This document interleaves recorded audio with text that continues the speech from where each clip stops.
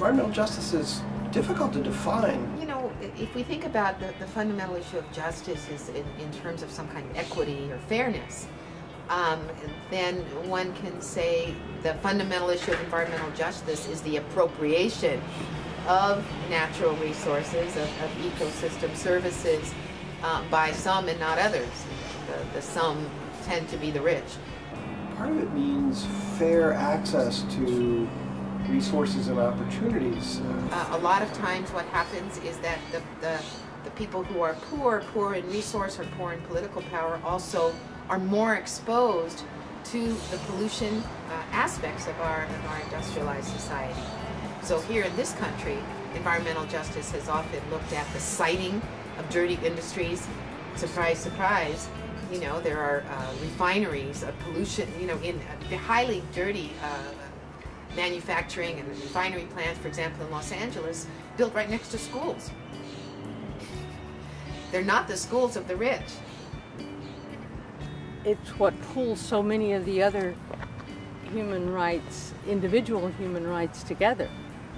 You can separate the environmental ones out, of course. I mean, what's more basic to human beings and human rights than air you can breathe and water you can drink, and soil that is arable, and oceans and rivers that are alive, and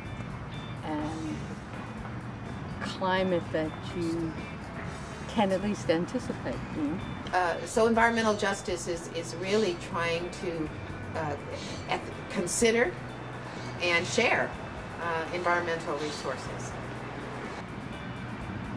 There's a matter of justice that cuts across generations.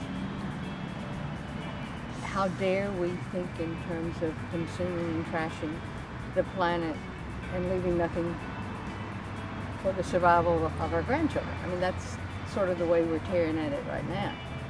For a combination of geophysical and socio-economic reasons, the people who will suffer the most are the people who've had some of the least responsibility for emissions and are some of the poorest on the planet. So there's a big issue of climate justice here.